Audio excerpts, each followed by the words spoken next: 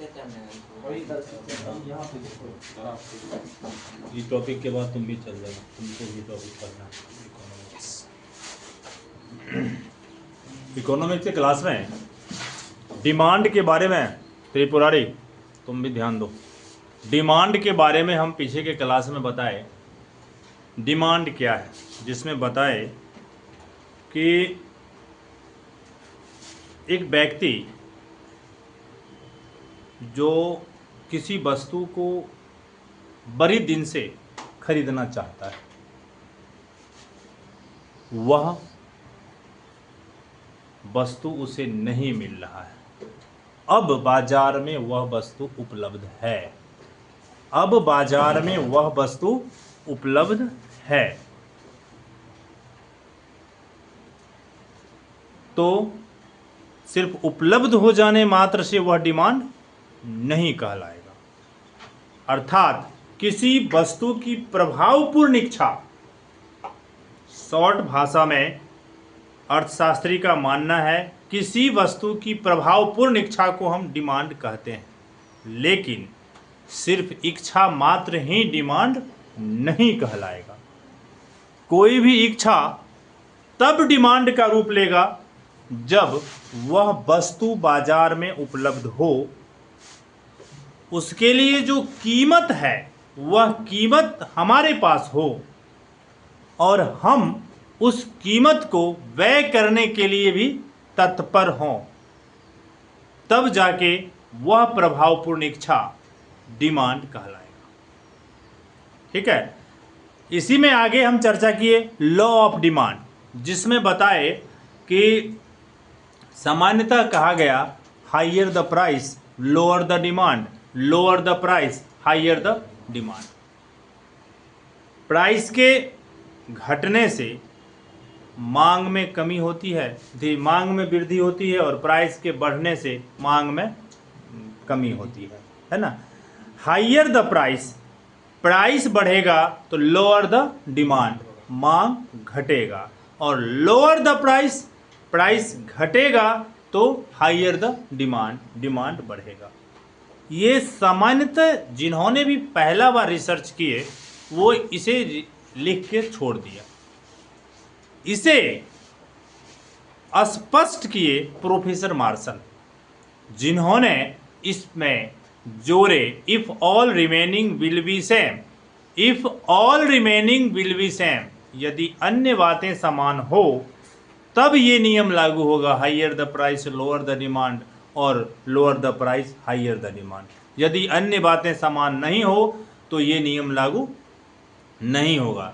जैसे शादी विवाह, किसी के घर में शादी विवाह का उत्सव है और उसको शादी के फंक्शन में कोई चीज़ की आवश्यकता है और वह चीज़ कितना भी कीमत में मिले, लेना जरूरी है तो लेगा ही। सपोज करिए दूध दही बहुत ज़्यादा कॉस्ट बढ़ जाए तो क्या वो खरीदेगा नहीं? उस दिन खरीदेगा ही नहीं भाई। अब जितना उसका बजट है उतना ही खरीदेगा, कम काहे खरीदेगा? किसी को भूखे घुमाएगा क्या? है ना। तो जरूरत के हिसाब से जो आवश्यक वस्तु है या अचानक हमारे यहाँ आवश्यकता बढ़ने वाला है, उस वस्तु पे यदि प्राइस घट बढ़ भी जाता है तो हम उसका ज़्यादा ये नहीं करते हैं। अब सपोज करो नमक अगर 2 रुपये किलो मिलना शुरू हो जाए तो कितना स्टोर कर लोगे तुम? कोई स्टोर करेगा? तो बहुत सस्ता हो गया, तो उसका दाम घटने से कोई फर्क नहीं। सुई अगर 50 पैसा का 3 बिकना शुरू हो जाए, जिससे कपड़ा सिलाता है, तो कितना खरीदोगे? खरीदोगे? कोई भी उसका स्टोर करेगा? नहीं करे। सामान्य आदमी क्यों उसका स्टोर करेगा? तो कुछ चीज है जिस पर कीमत बढ़ने घटने का प्रभाव नहीं के बराबर पड़ता है, लेकिन कुछ चीज है जिस पर कीमत बढ़ने और घटने का। अभी सोना अचानक लगभग 1 लाख के भरी में आ गया, तो क्या जिसके घर में शादी है वो सोना खरीदना छोड़ दिया? शादी, चूंकि ये प्रतिष्ठा सूचक वस्तु है, और यही प्रोफेसर मार्शल कहे हैं कि प्रतिष्ठा सूचक वस्तु में मांग के घटने बढ़ने से कोई फर्क नहीं पड़ता है। प्रतिष्ठा सूचक चीज में मांग के बढ़ने घटने से कोई फर्क नहीं पड़ता है। सामान्यतः अभी हमारे यहाँ का जो है सामान्यतः एक गाड़ी 10 किलोमीटर के रेंज में अगर तुम भाड़ा करोगे तो हम तुमको मात्र 10 किलोमीटर जाना है तो 1000 के रेंज में एगो गाड़ी तुमको भाड़ा मिल जाएगा ज़्यादा से ज़्यादा। लेकिन वही शादी पर्पज से तुम भाड़ा करने जाओ तो वही 10 किलोमीटर का कितना रुपया लेगा, 1000 के बदले 2000 मांगेगा। फिर भी तुम करते हो क्या? तो वहाँ तो प्राइस बढ़ा दिया, फिर भी तुम एक्सेप्ट करते हो उस प्राइस को, क्यों?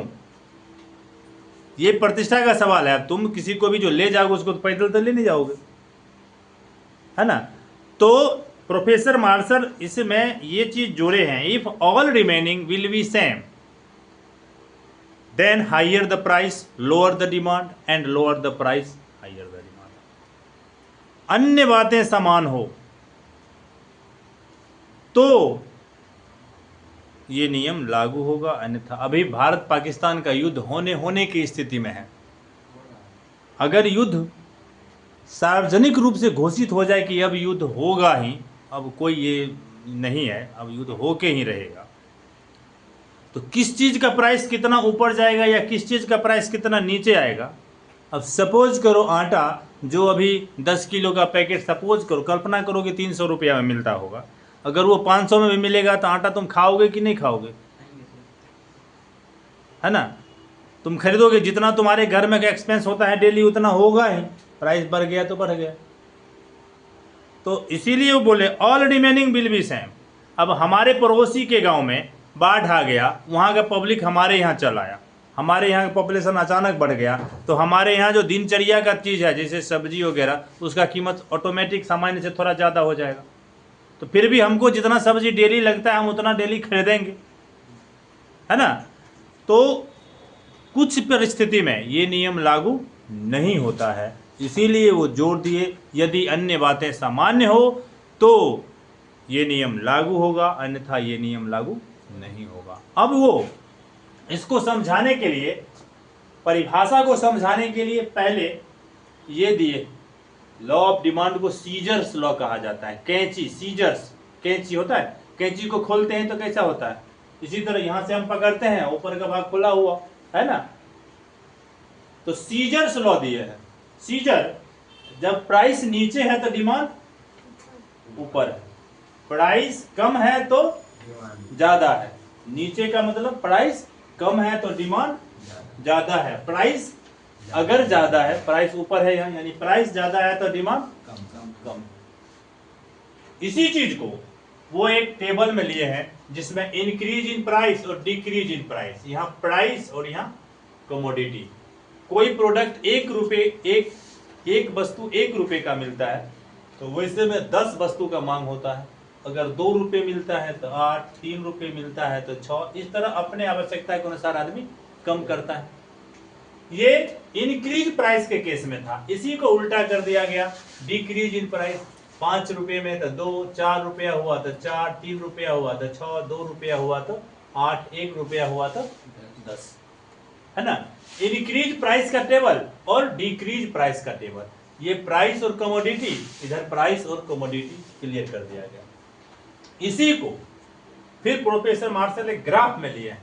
ग्राफ समझो, सामान्यतः इकोनॉमिक्स में कहा गया है कि डिमांड टेबल, ये डिमांड का ग्राफ जो समझ गया वो आधा अर्थशास्त्री हो गया, समझे।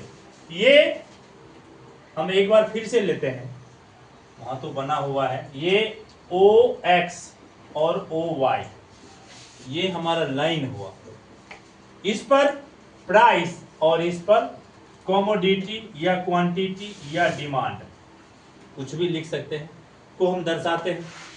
सपोज करो किसी वस्तु का बाजार में कीमत अभी ये है, OP है, जिस पर OD वस्तु हम मांगते हैं। OP कीमत है जिस पर OD वस्तु की मांग करते हैं, ये वर्तमान में कीमत है। ये प्राइस OP से घटकर OP1 हो जाए तो डिमांड बढ़ जाएगा, प्राइस यहां से यहां आ गया यानी प्राइस कम हो गया तो डिमांड का लाइन आगे जाएगा, डिमांड बढ़ जाएगा। डिमांड OD से बढ़कर OD1 हो गया। अब सपोज करो किसी रीजन से OP जब प्राइस था, ये प्राइस बढ़ के OP2 हो गया तो डिमांड घट जाएगा, ओपी टू अगर प्राइस हो गया बढ़ के तो डिमांड घट के ओडी टू हो जाएगा। ठीक है, तो फर्स्ट लाइन ये हम दिए जो हमारा वर्तमान प्राइस है, इसमें एक उसके नीचे का ये शो करता है कि प्राइस घट गया, दूसरा ऊपर का ये शो करता है कि प्राइस बढ़ गया। तो जब प्राइस घटा तो कहां डिमांड गया, जब प्राइस बढ़ा तो कहां डिमांड गया, और इसको एक लाइन से हम मिलाते हैं जिसको हम डिमांड कर्व कहते हैं, मांग वक्र। ठीक है, और इस तरह से हम लॉ ऑफ डिमांड को इस 3 स्टेज में समझाते हैं। तो पहले आप डेफिनेशन लिखेंगे, फिर सीजर्स पे, फिर एग्जाम्पल के तौर पे टेबल देंगे, फिर एग्जाम्पल के तौर पे ग्राफ देंगे, और तब जाके आपका लॉ ऑफ डिमांड क्लियर होगा। और क्वेश्चन लिखें, explain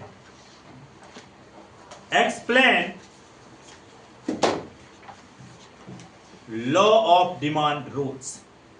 explain law of demand rules, मांग के नियमों की व्याख्या करें। Explain law of demand rules, मांग के नियमों की व्याख्या करें।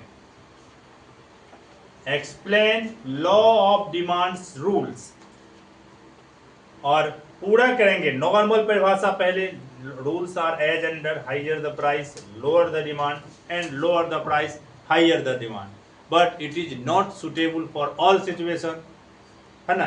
ये सभी स्थिति के लिए उपयोगी नहीं है, इसीलिए इसमें जोड़ा गया if all remaining will be same.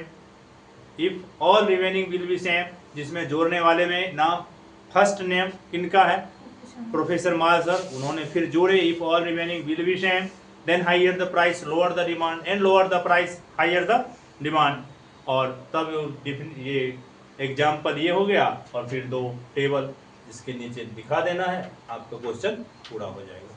Clear, बस आगे अपना जो करते हैं वो करें।